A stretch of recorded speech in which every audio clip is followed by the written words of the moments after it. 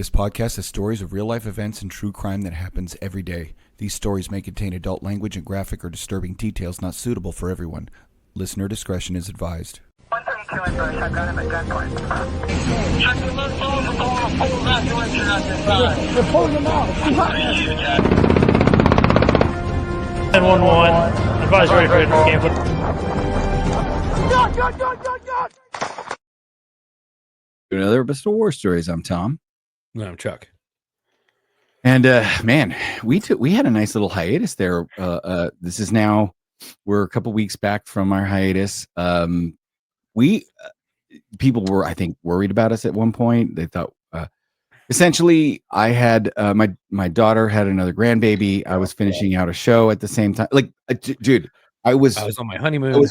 Chuck was on his honeymoon. I was on stage, performing the show, and intermission.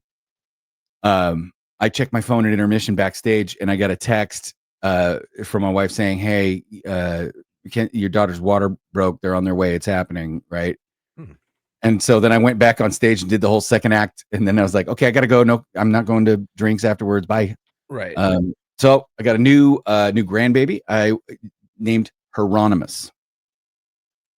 Yeah. Isn't that the Harry Bosch? That from Bosch? Yes. Hieronymus Bosch. So my first grandson is Augustus, as Saint Augustine, right? My daughter and her husband are Orthodox, Saint Augustine, and so then they want to go with saint names and stuff. So we were watching. I told them Bosch is such a great show, and I worked on it. So I'm a little biased, but it is a great show. I'm biased because it's LAPD. Well, but it is, dude. It's such a good detective. Like a look at the plots are bullshit, but the detective work is perfect. It's done very well. So I said, you guys got to check the show out. So they had just finished Sons of Anarchy, and I said, Jimmy O from Sons of Anarchy is in this show. He's the lead character. He's at LA, and they're like, oh wow, shit, we'll watch Jimmy O. They don't see him as Jimmy O anymore. They see him as Harry F. and Bosch. They love the by the 2 episodes in, they're hooked, right? So we binge all 7 seasons. I think it was around season 3 when they finally say Harry Bosch's full name, which is Hieronymus. Yeah, my daughter a lot more in the last season. And so my daughter looked at my son-in-law and goes, Hieronymus is his real name? And so he looked it up, and Hieronymus is the Latin version of Jerome for Saint Jerome. So it's a saint name. And so they went with Hieronymus, and we call him Harry. So Harry and Augie, cheers, boys. That's a badass name. I like the Harry and Augie. I like those shortened versions. Yeah. I told my son-in-law, I said, I'm just calling him Bosch, and nobody will know why. Yeah, dude. I figured it's a deep Nemo. You could call him Nemo. Hieronymus, you could call him Nemo. Yeah. How was your honeymoon? Because we have a guest waiting. I want to get it was long. It was long. I'm glad to be back. And then I had to go on a bachelor party, which I didn't want to go on. I mean, it's cool. I just didn't want to go on because it was like so close from coming back. I literally had 3 days with my kids, and I missed my kids, and it was stuff, So I'm glad to come back. And I felt like even though I had all that time spent with my wife, I felt like I didn't spend any time with her because we were busy all the fucking time. And I was tired and whatever, but I'm glad to be back. Sounds terrible. And I just rushed in here today. Daughter was at jujitsu, got my kids involved in jujitsu, and my second youngest is better than my son. Well, I will be making my first trip back to the People's Republic of California, Stan, this month. Oh, why? Well, I will have, when this comes out, I will have made my trip. I have to go back for a wedding. Is that the wedding? Did that wedding get canceled? Or is this another one? No. It was a different wedding. I get to go to beautiful Temecula. Oh, Temecula's fucking nice. No, it isn't. Anyway, yes, it is. The wine out there, dude. Come on, I'm a fucking wine guy. I'm gonna tell you right now, though, Chuck, our guest for this week, though, he is probably one of the smartest people. I think we've had some smart people on the show. Yes. We just recently had a guy who. We just talked about it. He was talking about some technology that he'd worked on, and during the interview, he realized that he had probably said more detailed facts than he meant to, and so texted us and was like, "Hey, can you smart guy. But our next guest for today's episode, or for this week's episode, he's a Marine who kind of bucks the stereotype, right? What flavor crayons was he eating? Because this is probably another one of our smartest guests we've ever had. Mm-hmm. Yeah. So Tony's a United States Marine Corps veteran, and he is the CEO of I want to say, let's just add him. Agent Waves, right? Yeah. Agent Waves, Peak Neuro founder. Wait, hang on. I gotta go grab my wife for the genius comment. I want her to do that. Wait, did we? So is it Peak Neuro is the product and Intelligent Waves is the company? No, they are both companies. Oh, got it. Peak Okay. Neuro is also the technology. Let's, if you want to get through the rest of it, I can tell you the story, or I can tell you now. It's, No. Let's do, because that was just a random, because I didn't want to say the wrong thing. But I'm the CEO of Intelligent Waves. We'd love for you to tell us all that stuff, because we don't want to say it wrong. And clearly, Just I don't have crayons to write it out for Chuck. Right. Well, I got it right. And CEO of Intelligent Waves and Peak Neuro founder. There you go. Not a correct one. Sorry, I wrote it down in crayon right here on my notepad. Okay. So, Tony, I assume that the Marine Corps was before becoming a CEO. That's correct. So why don't you talk to us a little bit about, because I'd love to get into your time in the Marine Corps. We're going to get into some stories, but I actually, we usually start with how people get into the Marine Corps, but I'd actually like to know about how you went from, real quick, how do you go from the Marine Corps to being the CEO of Peak Neuro, or founder of Peak Neuro and Intelligent Wave CEO? Definitely tied to the Marine Corps. It looks a lot like Forrest Gump. Same kind of movie. Yeah. Forrest Gump with guns. Think of it that way. Well, okay. I mean, I'll tell you the longer version. I know you want to know how did I get in the Marine Corps story. So I'll tell you, I have a kind of interesting background for a CEO too. I grew up in South Philadelphia during the era, actually, when Rocky was made, the movie Rocky. Then that's the neighborhood that I'm from, the neighborhood that Rocky ran in. So when you see him run down 9th Street with all the people throwing him oranges and stuff, that's 3 blocks from where I grew up. Oh, wow. So basically, I grew up in a Sopranos episode. So I have a question then. Yeah. Does that mean that you are a fan of the Broad Street Bullies? Oh yeah. Okay. I'm from Philly. Wanted to check. Of course I just wanted to check. Eric Lindros is probably one of my favorite hockey players of all time. Well, I go back to like the Dave Schultz era, where the real Broad Street Bullies. Right. No. Lindros was on the Legion of Doom. Totally different than the Broad Street Bullies. But as much as I'm an LA fan, Chuck is now bored because it's hockey talk, but as much as I am an LA fan, I played hockey, dude. Philly has always been my mistress team. Like, if I rooted for an East Coast team, it was always Philly. So I played hockey, bro. I'm not bored. I played hockey. I played hockey really well. If my high school had a fucking team, I would have played instead of football. Because my heart is more in hockey than it was in football. I just went in football. Tony, how did you join the Marine Corps? So I grew up in South Philly till I was about 10, 11 years old. My parents divorced. My father was a mechanic. My cousins were mechanics. My grandfather was a mechanic.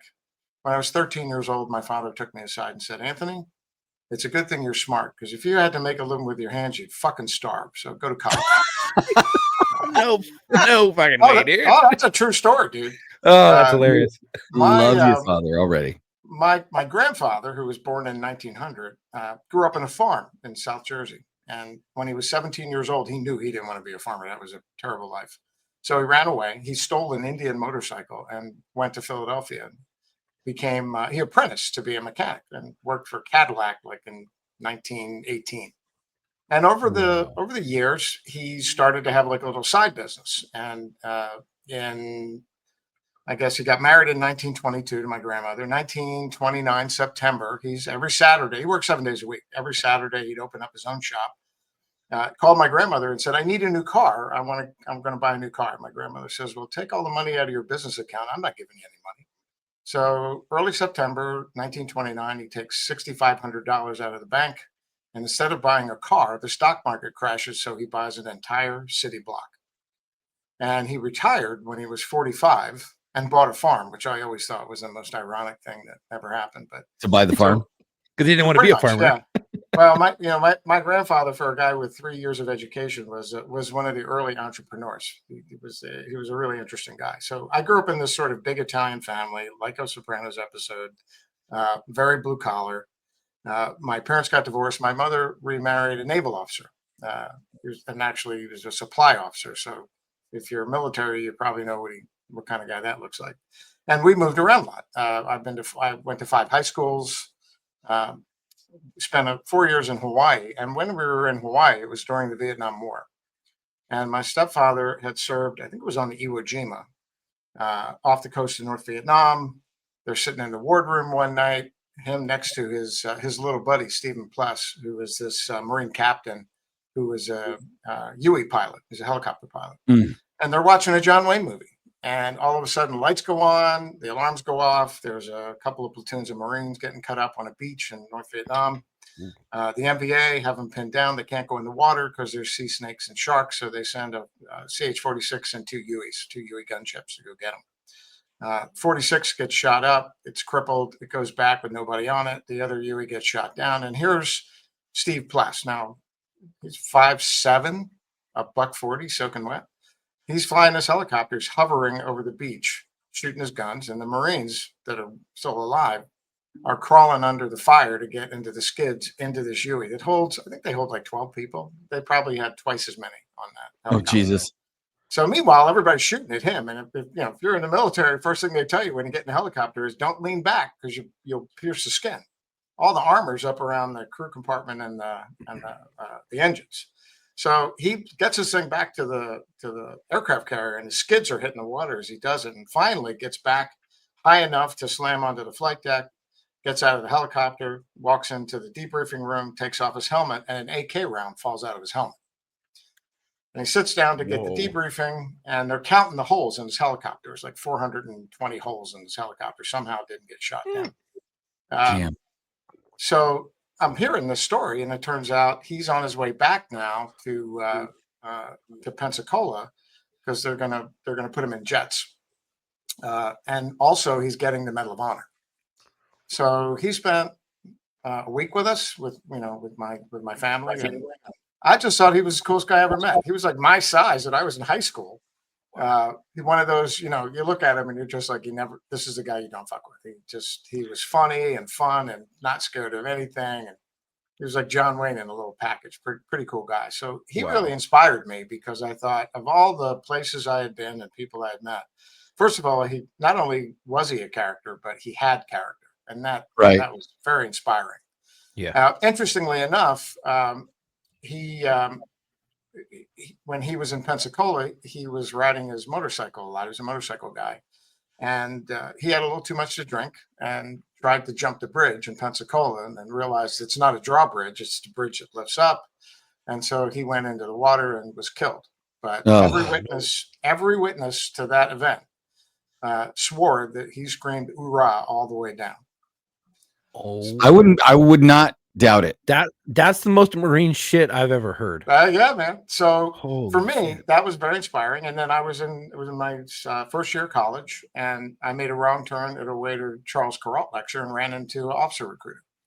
And next thing I knew, I was down in Quantico doing the PLC program. And really, more or less, to spite my parents, because they're Navy, and I thought that would really piss them off. And by the way, boys and girls, if you're listening to this, don't do that. It's a bad idea. What, going into the men's department? Yeah, well, it doesn't. Well, if you think you're doing it despite your parents, it's not going to turn out the way you think it might. So, look, I had a great experience in the Marine Corps. Don't get me wrong, but I tell people today, and I don't know about you, Chuck. You probably met a bunch of kids who say, "Hey, you think I'd be good for the Marine Corps?"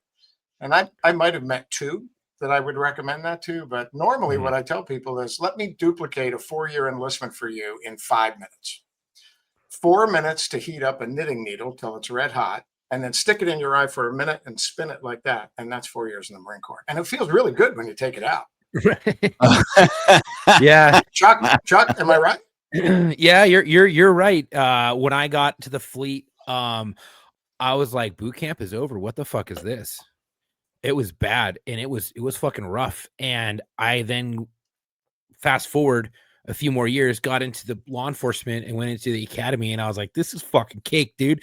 And people are like, oh, what the, aren't you like stressed out? I was like, the Fleet Marine Corps was harder than this for 4 years. That shit was, it was rough. Like, you got fucked up every single week, multiple times a week.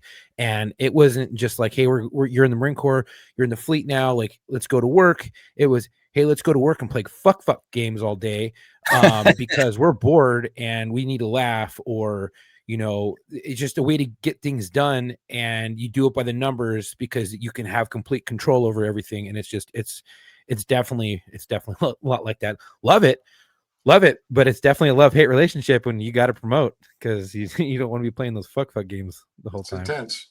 Yeah, it's fun. Well, So that was It's fun. my, you know, that's my Marine Corps origin story. Unfortunately for me, while I had completed both courses of the PLC program and was ready to get my commission, with 1 semester to go, I got kicked out of college. I ran out of money. I was working 2 jobs. I couldn't afford the tuition.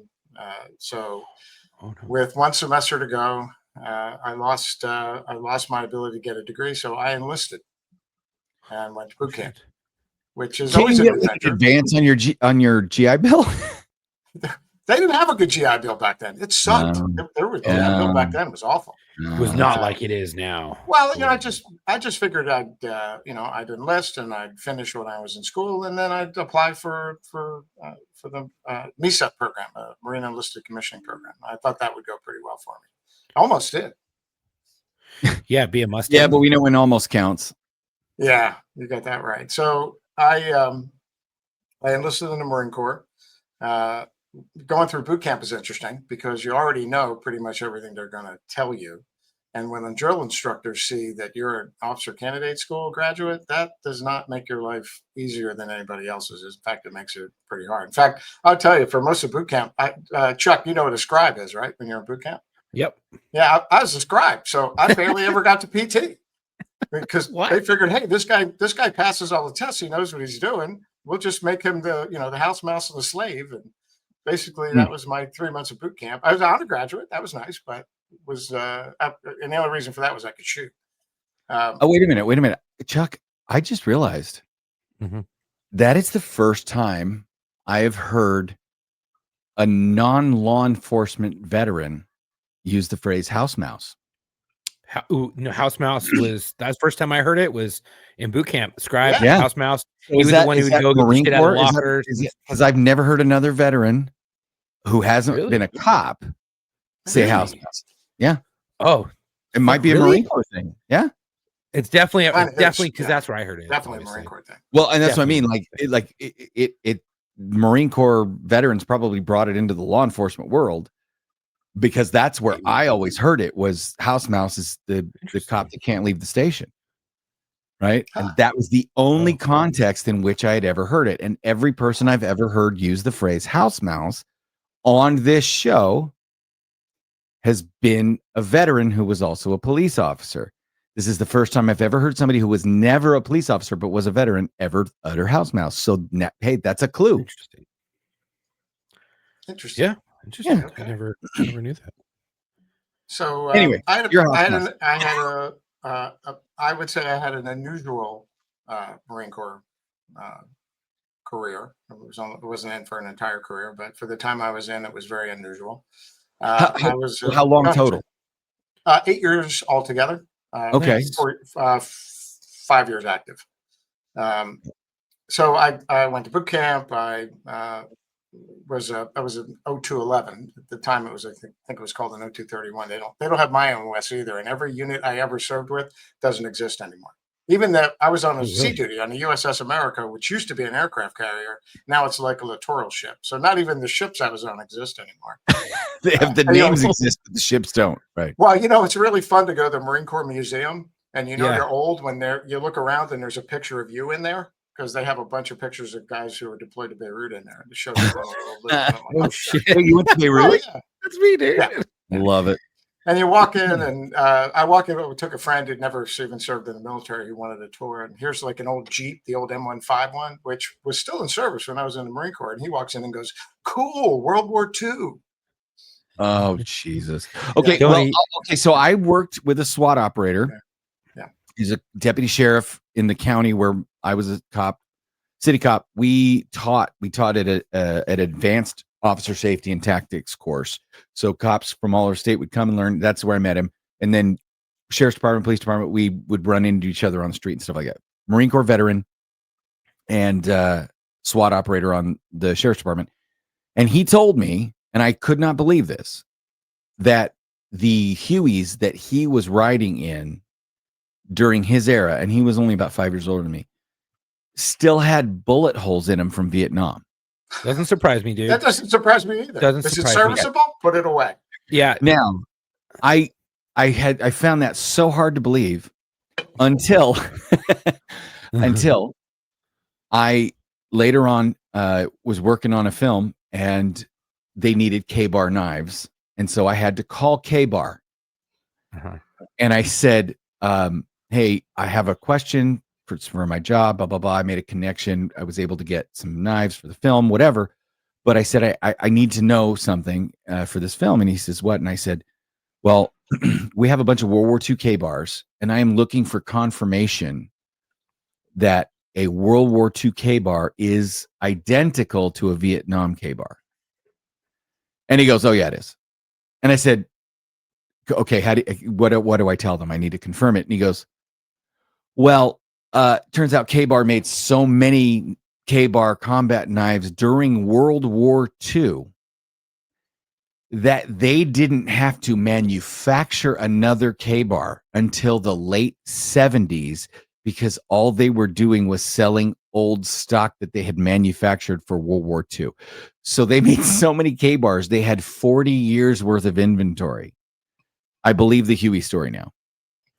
Yeah, to be quite honest, when I got into the Marine Corps, when I got into the fleet, they were still handing shit out that is from Vietnam. Like, and I was like, what the fuck? You're giving me a flak jacket that was used in Vietnam? Get the fuck out of here, dude.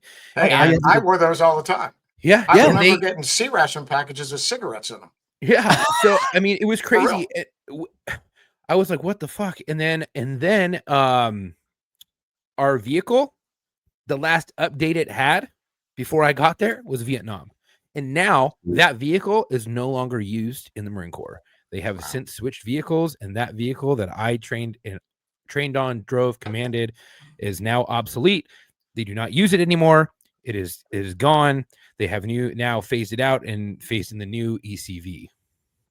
Well, Chuck, I want to turn this over to you two, and I'm just going to get some popcorn and relax, because Tony was a Marine during a very unique era of military history, because I think during that era, there were a lot of things going on, and very few of which were publicly acknowledged.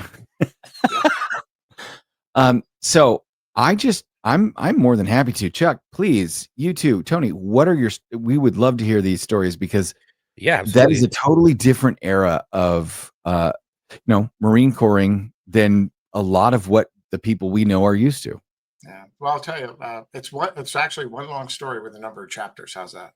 I love it. So You went to Lejeune, yeah? Say again? You went to Camp Lejeune, yeah?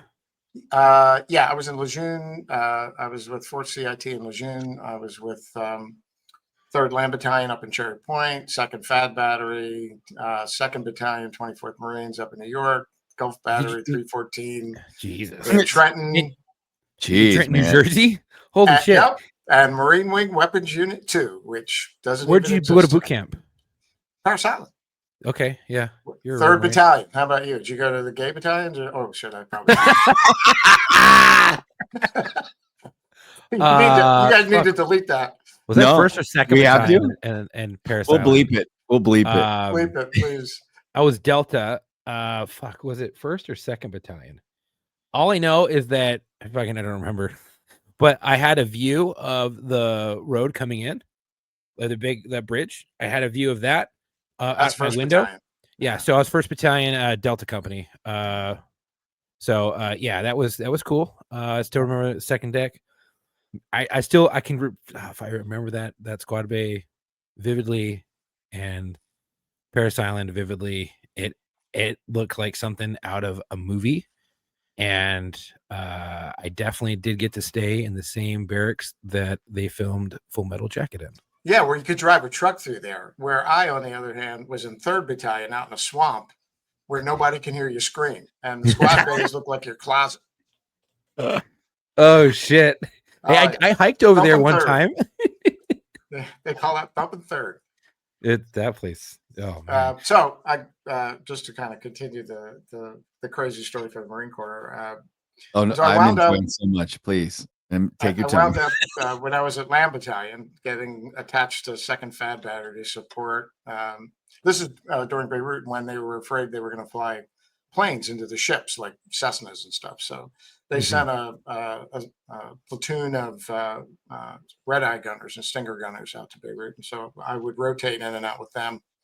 It was in and out for a year in Lebanon, and then when after that year was up, which Chuck, you know, your first duty station is like 3 years, 4 years. So it's my year with Land Battalion. I got a permanent change of station orders to go to Marine Wing Weapons Unit 2, which is back in the day that was the unit that put the nuclear, biological, and chemical weapons on planes that we didn't say we had.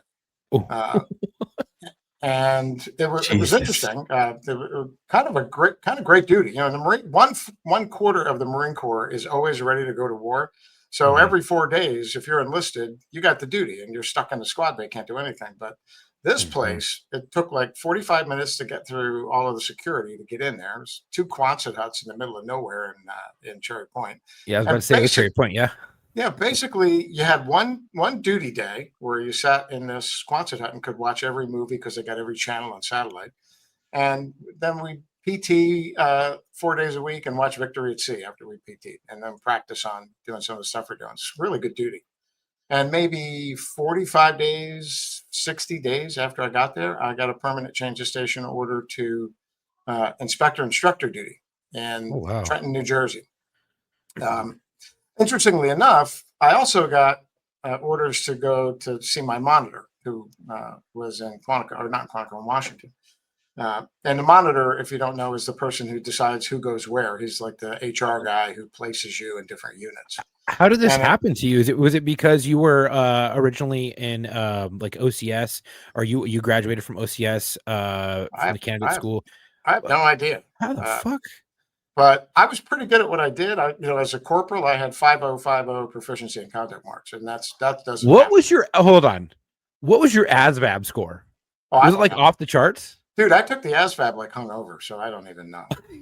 You probably got like a perfect score. He's the CEO of a tech company. His ASVAB score was nuclear. This was like. I'm surprised you weren't in intelligence.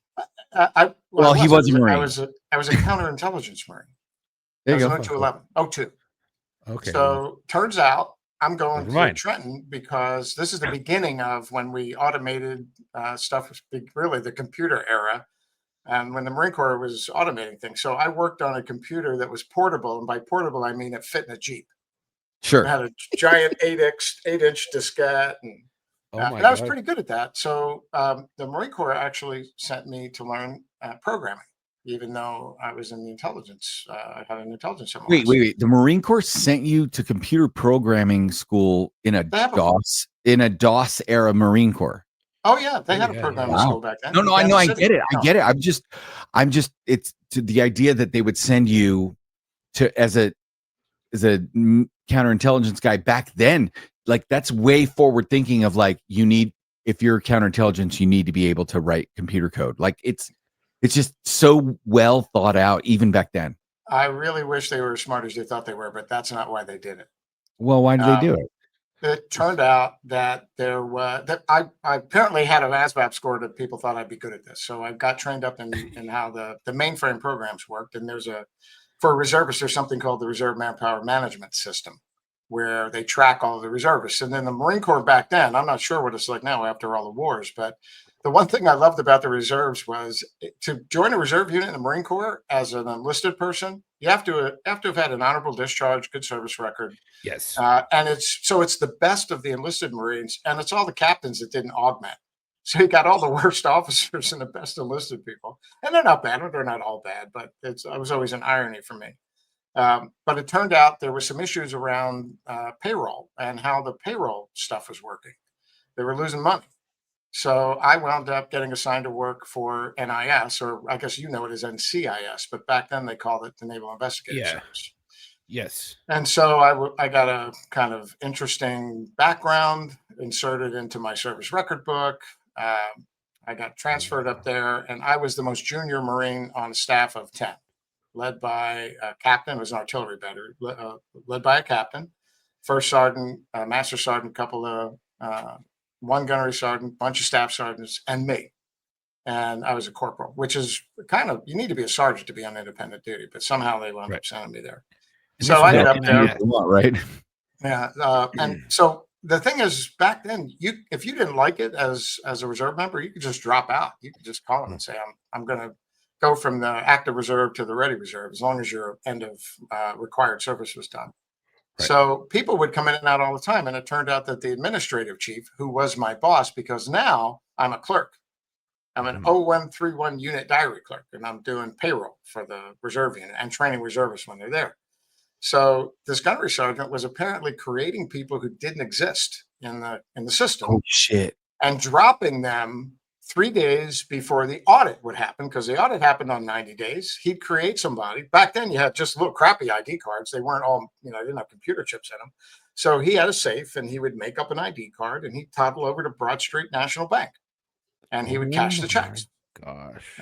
That's how. This is about 8 or 9 months of me trying to figure out what the hell this guy's doing. That's nice. And we sort of set him up a little bit. We had somebody come and fake repossess my car, and I would always talk about not having any money. And so he said, "Oh, I got a pretty good way for you to do this." And oh my gosh! So were you working with NIS at that time too? Yeah, I had an NIS control agent who, interestingly enough, was a reserve major, and I would go meet him at like a pizza shop by the airport.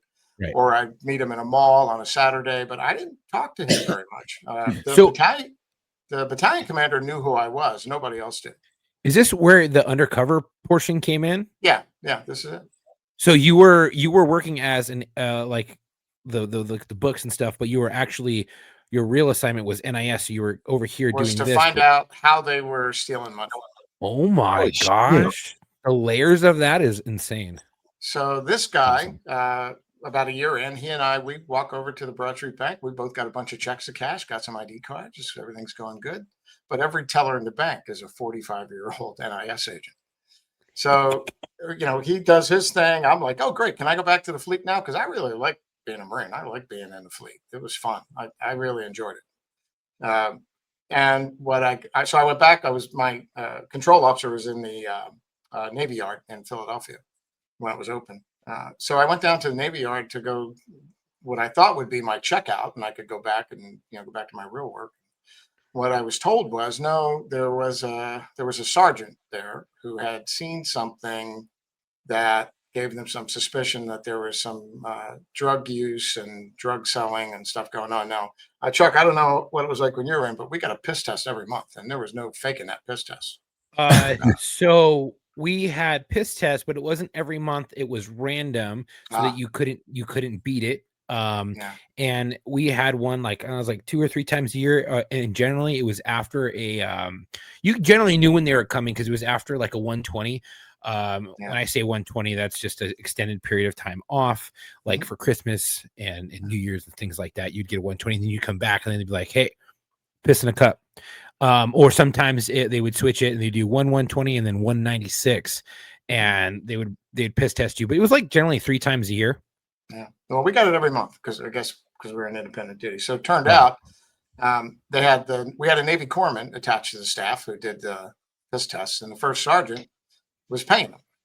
So they were bringing in cocaine from a bunch of different places and selling it and using it. And they would take doesn't surprise me. The Navy corpsmen would take their bottles of piss over to the first sergeant's house, and they would swap out their kids' urine for theirs.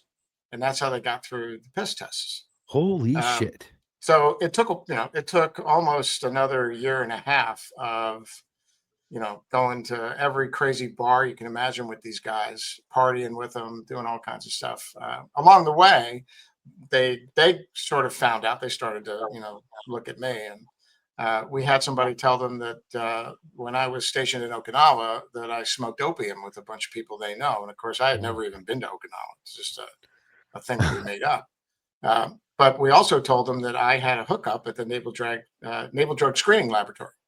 So, we're collecting evidence. And then one day we go on a burial detail and come back, and the place is swarming with NIS agents and everybody's getting arrested. And so they open the charge sheets, and oh shit, it's 4 witnesses, and I'm one of them. And they get relieved, and they get moved like 10 miles away to the battalion headquarters. And turns out the Marine Corps wasn't really well staffed back then, so maybe a couple of them are coming back. And by the way, the battalion commander who set this whole thing up transferred to Okinawa. So a new guy comes in, he doesn't even know who I am. So they think I'm a clerk. And oh, by the way, we can't move you anywhere. My name is on every charge sheet. We can't move you anywhere because you got to stay here and do this work. And I'm 25 feet away from the guy I just testified against who lost a stripe, that gunnery sergeant. Right? He's my boss, literally my boss at this time. Oh, fuck. So there were 4 witnesses. 2 of the witnesses, I would say one died under mysterious circumstances. They drunk and drove into a bridge piling, but he was an alcoholic and hadn't had a drink in 10 years. And the other one just disappeared. So I was kind of one of the 2 witnesses left that could even go testify. And I was still forced to go to this office with these people. So I started writing letters to my congressman. I wrote letters to the Sergeant Major of the Marine Corps. Nothing happened. They did move the first sergeant over someplace, and they got a new first sergeant. And Chuck, you know this, Marine Corps is real small. And everybody knows everybody by the time you're a career Marine. So this guy had a friend, and his friend was a new first sergeant. And they really did a pretty good job of trying to make my life miserable. I was ambushed twice. Literally ambushed twice. Like, you want to know my worst firefight? Trenton, New Jersey on Route 29. Just New Jersey. Oh, shit, really? You're driving home and getting your truck shot up. Yeah, that's a lot of fun. Well, I mean, holy shit. So, but Chuck, you know this is a lot of how many cops in LA, the biggest firefight they get into is on their way home. There you go. Yeah, I mean, I've had LAPD is not a police department; it's an occupying army. Much the same. But to get it by your own people is fucking wild. Well, think of it this way: the way I described those almost 3 years for me, the guys been downrange in like Iraq. Imagine you're going to go, you're going to clear a house. Right? So you got your stick of 12 guys. You might have a corpsman with you, and you're the first in line. And the lieutenant walks up and says, "Hey, take off your sappy plates and your body armor. All right, now give me your helmet. Put that rifle down. All right, here's a pistol. All right, now you go in alone every day for 3 years." Was what that was like.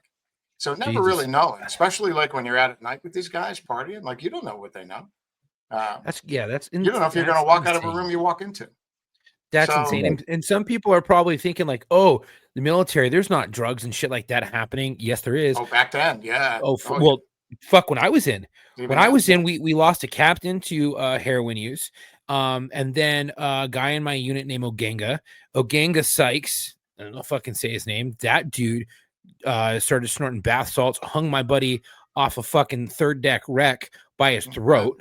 I fucking had to help PMO when they came on, which is the MPs, search his fucking room and toss his room because I was his NCO at the time. And he got busted down from a sergeant, all the way down. So I was in charge of this motherfucker, and he was bigger than me. Dude, that guy was so stacked. I was afraid of him. I was like, if he really wants to, he's going to fucking kill all of us. Like, he's nuts. And we had to go through all this shit. We found bath salts and drugs in his place. That happened. Then I had another sergeant who was a sergeant of mine who got busted down and brought back up to sergeant. He got busted for meth and manufacturing meth. And then we had another guy in our fucking unit. And then he got kicked out. And fucking we had plenty more do crazy shit. And then when I left, they found an alligator, which is actually kind of fitting because our mascot's an alligator because we're amphibious, in a fucking wall locker, a hooker in a wall locker, a fucking, I think found another hooker dead in the trunk of a car, and then a bunch of dope of cocaine, like kilos of cocaine, somewhere like in a fucking dumpster or some crazy shit. And I was like, dude, this is fucking wild. So this shit does happen in the military. It's a lot more prevalent than you think. So what he's saying is not bullshit or anything like that. If you're thinking like, this is fucking, I've never heard none of this happens. It's definitely worse happens. than that. Gets worse than that. Holy shit. Old first sergeant goes away. New first sergeant comes in. He's trying to make me pretty miserable. He's doing all kinds of crazy shit around me. And at this point, you can probably imagine I'm pretty pissed. Like I'm at a point where I'm just fuck you, shoot me kind of a thing. Right. I was probably deserving of some of the things that they were thinking about, but as I also, by the way, every day had to go down to the Navy Yard and be deposed by the defense counsel of these people who are all getting court-martialed. So that's always fun when you're in a room full of Navy lieutenants and you got three rows and one ribbons and they got nothing on their shirt and they're trying to talk to you about, basically trying to piss you off. And I remember one of them was like, oh, you think you're tough or something? And I said, listen, it's time for lunch, Lieutenant. I'm gonna go across the street to the gym. You want to join me? Maybe give me a little instruction and manly things like boxing. And of course, he didn't do anything, but that's where I was. I was pretty angry. And at some point, they were running out of things to do. So they sent me to the Philadelphia Naval Hospital to get a psychiatric evaluation because they said I was unstable. And they might not have been wrong at that point. Anyway, I walk in the examination room. This Navy captain, this nice lady Navy captain, they're giving me a bunch of psychometric tests. And she says, I really can't see anything, that's wrong with you. And I explained to her, I said, let me tell you something. Let me tell you what's going on. I got a bunch of people who I'm testifying against. They're trying to kill me and I got to go to work every day. And she's looking at me like I am crazy. So I walk over to the wall in the examination room, dial 9, and I call my NIS control officer. And he gets on the phone with her and she goes, holy shit, I can't believe this. Well, I can give you 2 weeks medical leave, not charged as regular leave. You don't even have to go back there. You can just go disappear for 2 weeks. So she does. She puts me on leave and I can check out by telephone. And the day before I'm supposed to come back from leave, the new first sergeant calls and says, hey, you're UA. And for those of you who don't know the Marine Corps, UA is the equivalent of AWOL, right? I'm missing. Yeah. So I said, I'm not supposed to be in until tomorrow. He goes, no, you're supposed to be in today. Get in here now. And I come in, and believe it or not, while I was gone, they found all these things that I didn't do. And all these, like when you're you get these collateral duties, the recreation NCO, right? I didn't do this paperwork, I didn't do that paperwork. So they're gonna NJP me. They're gonna give me office hours so they can impeach my testimony. And I said, yeah, you know what? I think I'm gonna ask for a court martial. So they flew in a lawyer from 4th Marine Division. I had a court martial that started at 4 in the afternoon and lasted until 6 at night. There were like 14 charges, 26 specifications, disobedience of orders, all this crazy stuff. And I got convicted of being 20 minutes late to work and fined $20. And 15 minutes after that court martial was over, my monitor called and said, hey, your congressman wrote a letter to the Marine Corps and I have instructions to send you anywhere in the world you want to go. And I said, send me to the closest place in my home. Fucking finally. Because fuck you, I'm getting out. And they transferred me to Garden City, New York. I lost all my security clearances. They made me a clerk. I was a files clerk.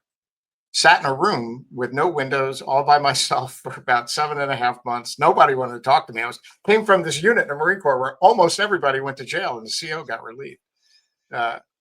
And 8 months to the day after that happened, in walked one of the aides to the commandant, PX Kelly. He had a check for $20 and a notice that they had overturned my court martial, a certificate of commendation from PX Kelly, a medal, and a copy of the letter of apology that the commandant had written to my mother. And then I was meritoriously promoted. And I don't know how much you know about counterintelligence in the Marine Corps, but once you're out, they don't let you in. And I actually went down and interviewed, and I got accepted back into counterintelligence teams down in Fort CIT down in Lejeune. Fortunately for me, I really was worried when my time was up, or if I reenlisted, all these guys had friends. What was I going to do? And out of the blue, I get a phone call. Remember, I learned computer programming, right, from a recruiter from a company in New York. I'm in Garden City, New York. That's on Long Island. Did I want to come and work for this technology company? And it was like 4 times what a Marine sergeant made. So I got out and I went to work in technology for 3 guys who were the craziest people, civilians I'd ever met in my life. And they taught me so much in 3 years. That company was the largest M&A transaction 3 years later. They sold it to Amdahl, this big technology company, $140 million. Oh, wow. They sold it for. I got a big check. Just a great experience.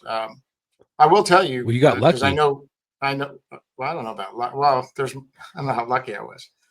When I You got got out, fucked, the and then first- you got pretty lucky. I mean, I look at that. Oh yeah, that well, it turned out better 30,000 for foot me view. than some of those other guys. But my first job out of the Yeah. Marine Corps was writing pill bottle quality control for Merck, the pharmaceutical company, in a room full of other programmers. And this is Jersey, so not everybody's friendly and warm. And there's this kind of asshole guy in there. He's a data scientist, and drives a BMW, and he wears suits with no socks. And this is like late '80s too. So that's really kind of a douchebag. And he's very condescending to people. And Chuck, you know this.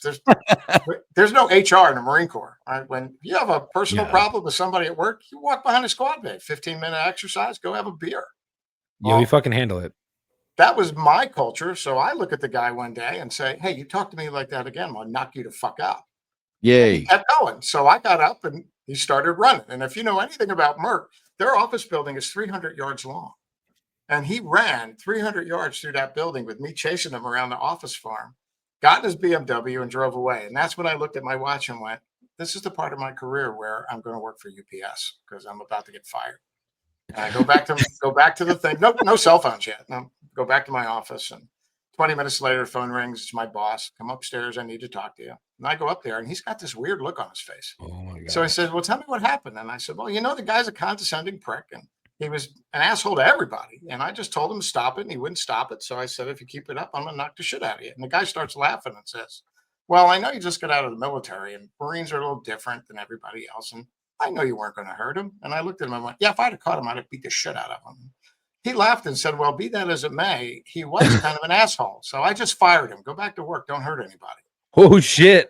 I'm looking around going, what the hell just happened? Am I on candid camera?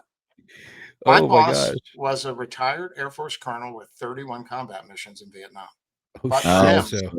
But for him, I'd be driving that UPS truck. Probably couldn't get a job at UPS because I'd probably have a record or something. So, for me, that was kind of a transformational moment. Someone who had been out for a long time, who kind of saw through the behavior and saw who I was, gave me another chance, and that really changed the arc of my career. So it's an interesting guy. Did it take a lot of the anger that I'm assuming that you had pent up from constantly getting screwed over in the military? I mean, you should have been out of that unit the moment you testified. The moment everything was blown, they should have taken you out. It's like that was super unsafe and not policy at all. Like that was completely against policy and procedures.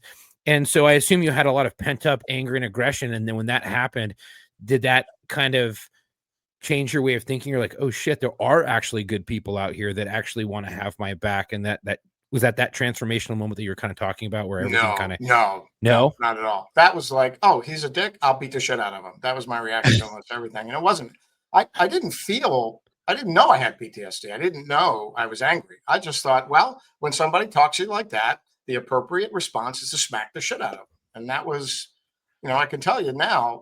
So I did that. Then I came down here to Washington, and I worked for a little consulting company, and we were competing against the world's 4th largest software company. And I just knocked the snot out of them because what did Marines learn? Asymmetrical warfare. They're a big company. Where they were strong, I stayed away. When they were weak, I just harassed the shit out of them. And they got so pissed off, they hired me. And I wound up as the chief technologist for the Federal System Division, working for one of the best bosses I ever had, who taught me so much. And we grew and did a great job. And then I wound up, it's a German company. So I wound up in Germany for a while, Hong Kong, Italy, France, Germany, and England. And the Germans used to call me Dirty Tony because they would send me to underperforming business units and I just fire everybody. So it was like I was killing everybody, like Dirty Harry. This is called Dirty God. Tony. Send him somewhere. Fire 300 people in France. And if you know anything about labor law in Europe, that ain't easy. That's a pain in the ass. So I was there for quite a while, and then I ran into a friend who had designed an interesting piece of technology. It was an n-dimensional financial analysis software, and we started a business, got some venture money, and sold it less than a year later. Did pretty well. The venture firm that backed us, I was like what I'd call a CEO in residence, and I was 33 at the time. I mean, I was still Oh pretty my young. gosh.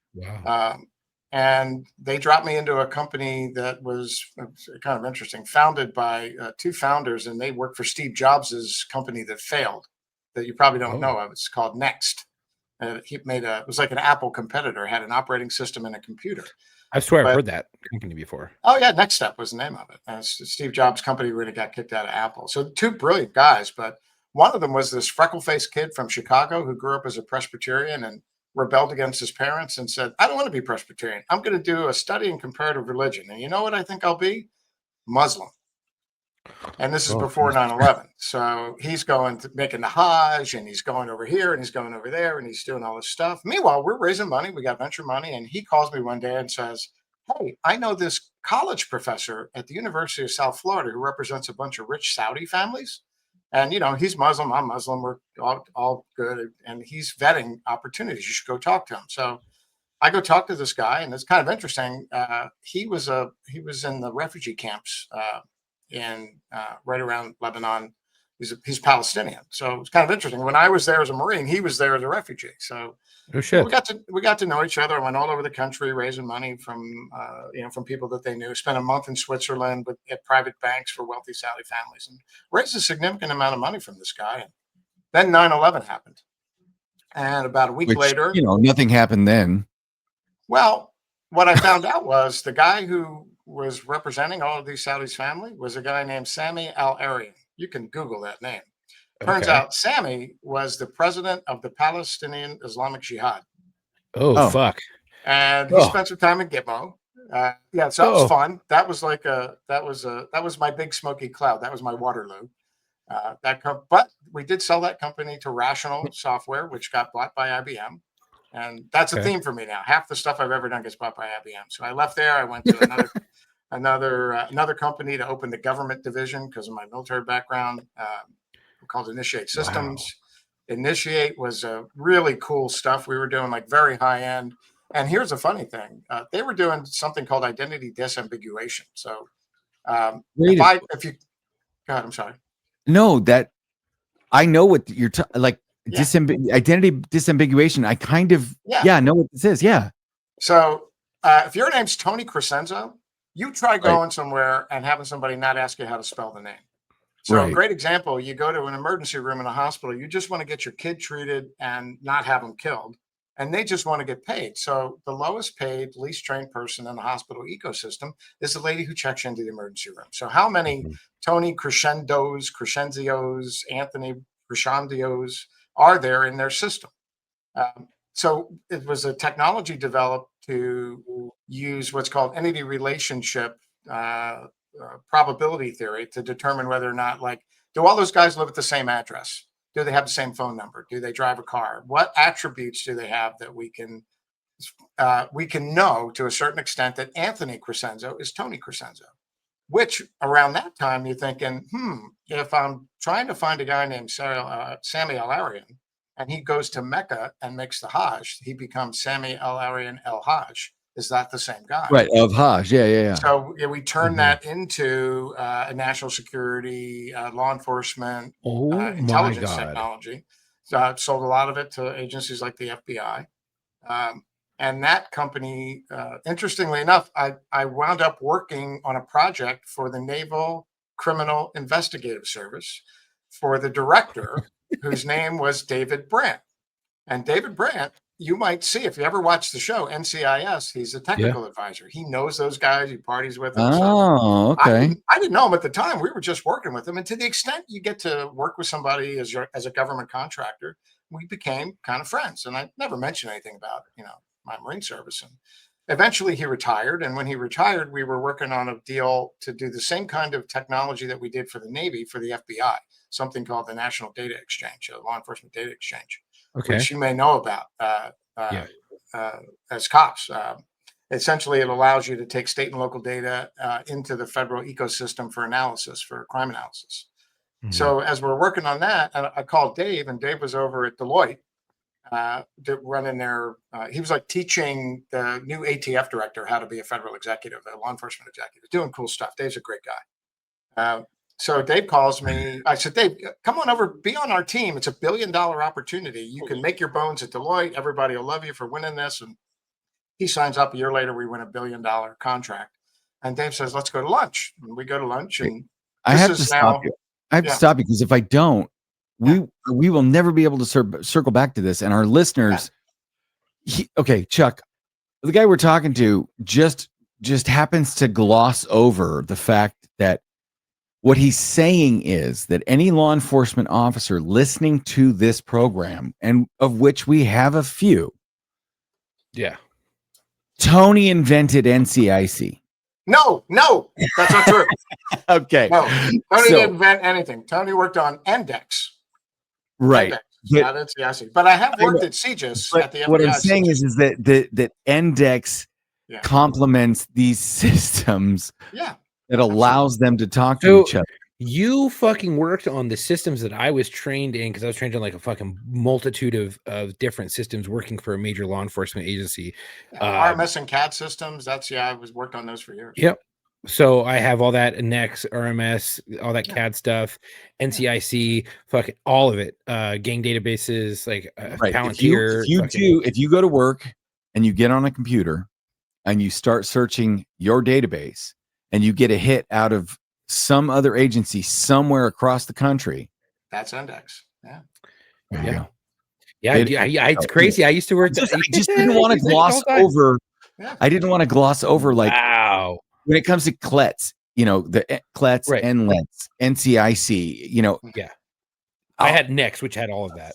Yeah, so many systems, and that I just wanted all the people listening to appreciate just a little bit of Tony's contribution, not only to the Marine Corps, but to law enforcement.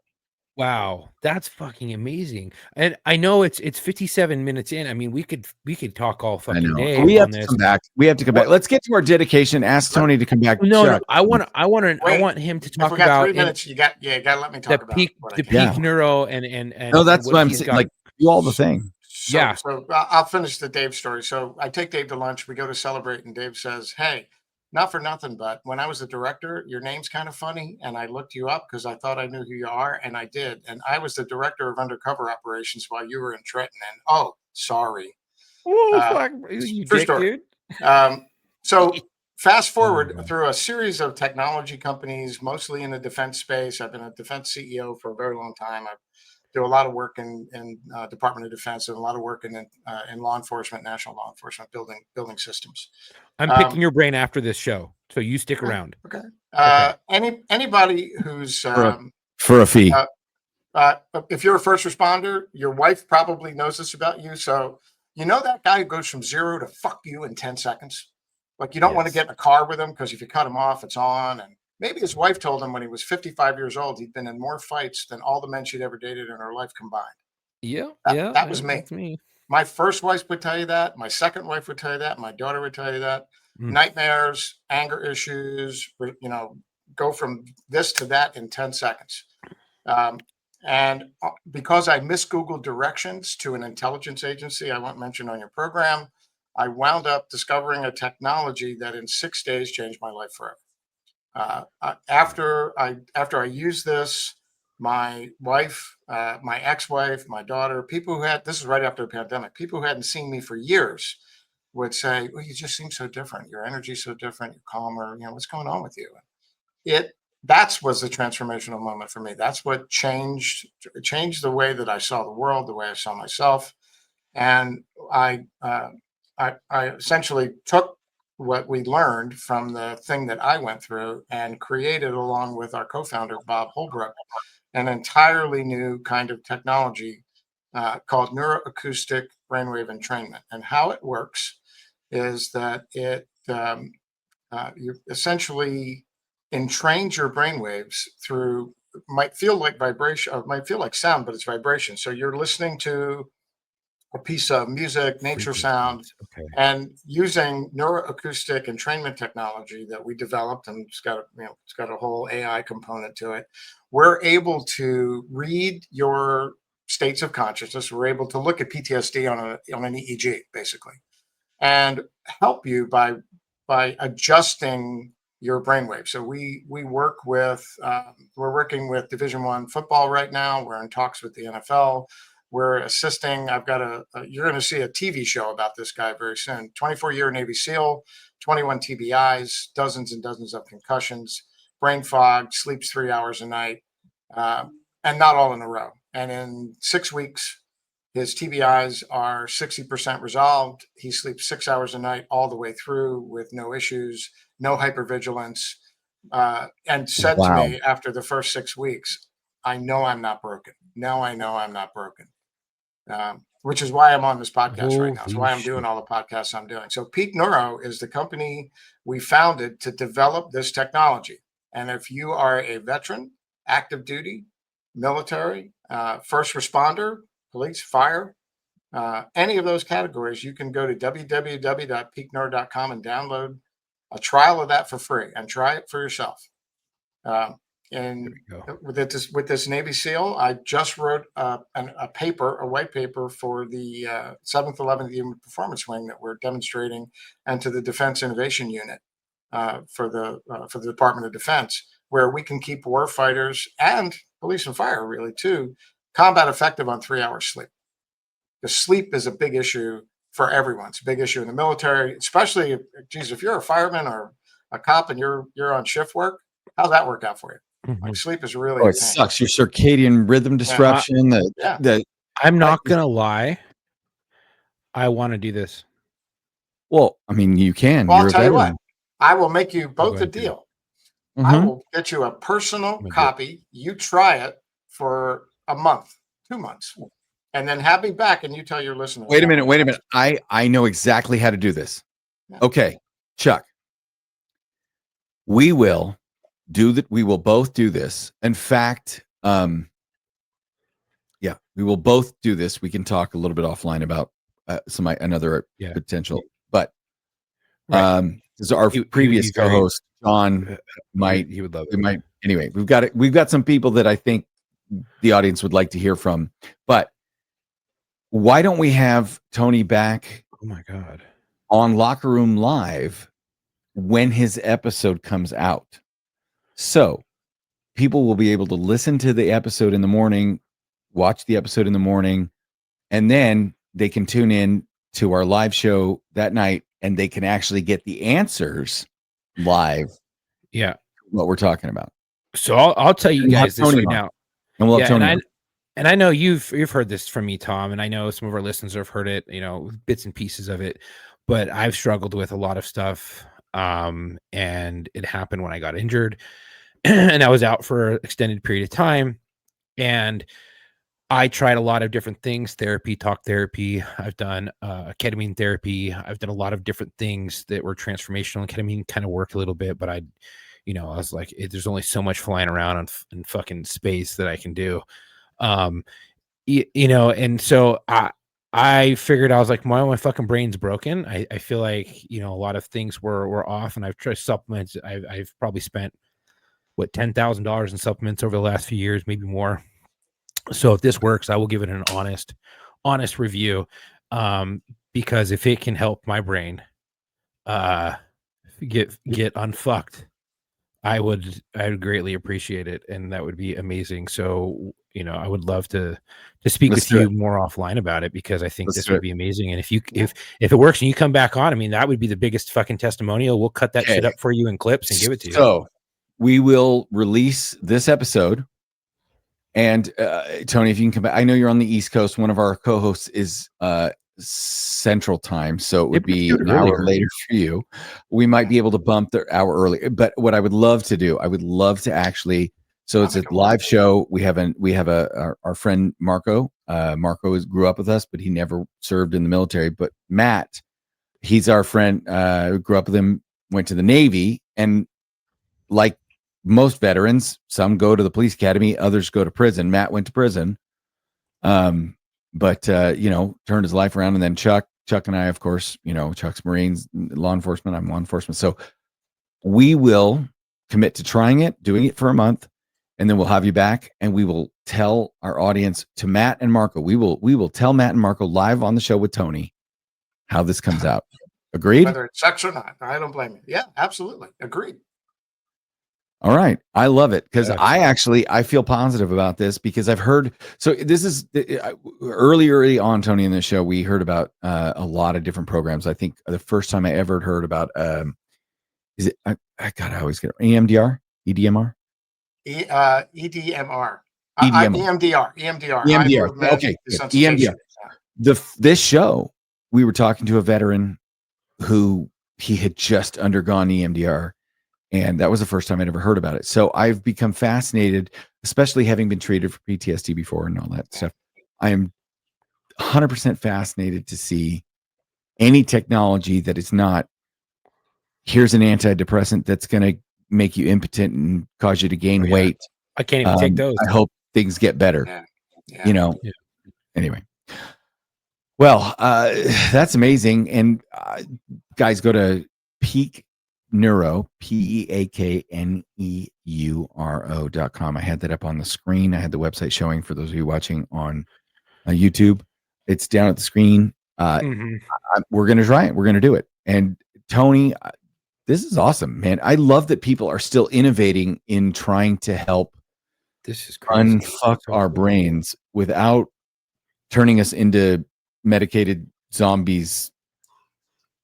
Anyway, I'll save that for later. We can have a whole episode. Save that for the live episode. Yeah. Oh my God. Yeah. If this shit works, I would scream it at the top of the lungs and I would tell everybody, and I still have connections, peer support and stuff like that. We will plug your show.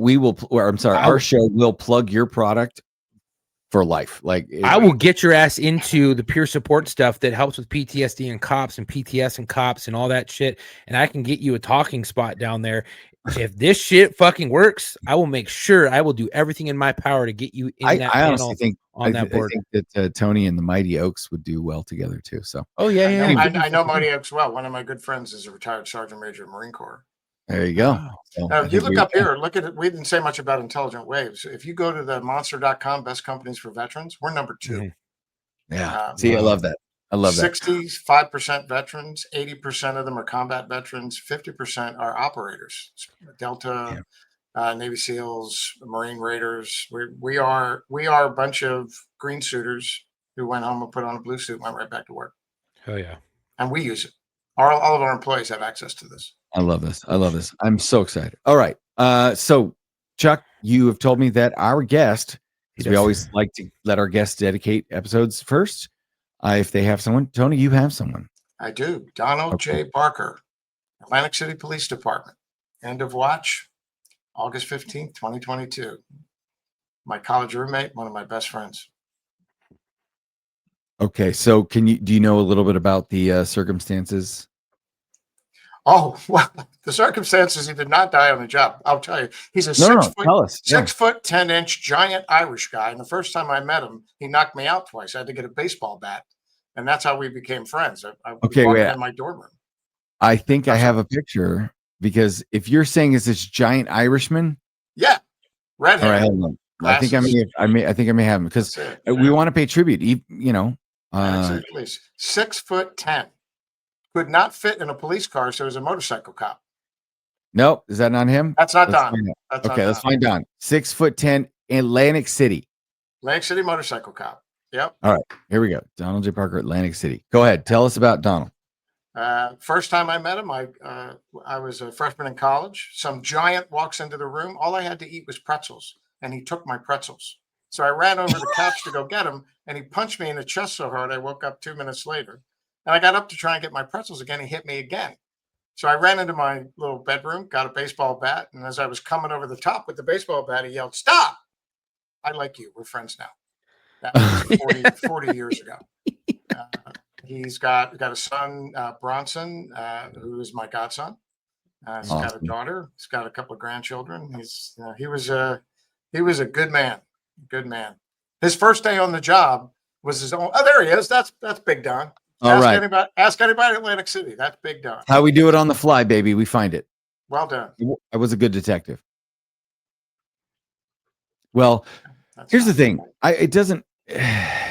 We love our brothers in blue and green. You know, if you do this job for a living, if you deal with human suffering for a living, if you know, it was an interesting time I had with somebody who gave a speech to a bunch of, there's a mixed group of law enforcement and military. And basically what he said was, if you think the military protects your constitutional rights, you're wrong. The military fights for your rights, for your right to have constitutional rights by keeping our country intact. But it's your police officers like this gentleman here who protect your actual constitutional rights because they only apply here at home. So we always want to pay tribute to our brothers and sisters in law enforcement, and we appreciate all the years of service. Do you know how many years he was with Atlantic City Police Department? 24 years, yeah. 24 years, motor officer, 6 foot. Dude, he must have looked like King Kong riding a mini bike. Oh, yeah. Well, we used to, when we were younger, every summer we'd take like a 2-week motorcycle trip somewhere. But you have to imagine, he's got a tattoo of John Wayne on this arm. Oh, Jesus. And a tattoo of Frankenstein on this arm. And the tattoo of John Wayne, he's on a horse in True Grit, except it's actual size. That's how big he is. You put that tattoo on me, the horse's head is here and his butt is all in the back of my shoulder. So wherever we would stop, that's amazing. If we wanted to ask for directions, no one would go near him. He just looked like this terrible monster. I love that. And he was the nicest guy you'd ever want to meet. They usually are, because they don't have to be mean. No. I remember being in a bar in Atlantic Beach, North Carolina. I wanted to go back to Camp Lejeune to see some stuff, and we used to go to this bar. He walks in and sits down, mind his own business. Second biggest guy in the bar walks over with a pitcher of beer and says, "If there's a fight, you're on my side." Well, I don't blame him. Smart guy. Well, rest easy, brother. We got it from here. Tony, thank you for coming on. We are committing to seeing you a month from now on our live show. I'm excited. Outstanding. We'll get that scheduled. Thank you for having me, gentlemen. Yeah, and we'll talk about because we can adjust when this episode comes out. Obviously, this one's pre-recorded with the live show we need to do. So we will make sure this happens. I'm not guaranteeing that we recorded this and we went live a month from now, but I am guaranteeing you that it will be a month. Oh, good. Chuck, go ahead. Yeah, well, thank you all today for tuning in. Tony, thank you so much for coming on. It was a pleasure to talk to you. You have great stories and a great, just everything. It's just amazing. And I think what you've done with your career it's been, wow. That's some big accomplishments. Chuck's very proud because you're a Marine. See a Marine succeed like this. Just that's wild, man. It's amazing. It gives me hope. I'm not as smart, but it gives me hope, man. Thank you all today for tuning in. If you enjoyed today's episode, make sure to follow us on Instagram at war_stories_official and our Facebook at War Stories Podcast. If you're already following, we'd really appreciate it if you could share our posts and help spread the word. You can also check us out on the link in our bio on both platforms to find all of our social media, our media links, and website. Our podcast is available on all major streaming platforms, including YouTube. Make sure on YouTube you hit that notification bell, and so anytime we go live or we post anything, you can be notified. Like it, comment on it. That would really help us out. If you'd like to support us, head over to our website, www.warstoriesofficial.com. Grab some gear.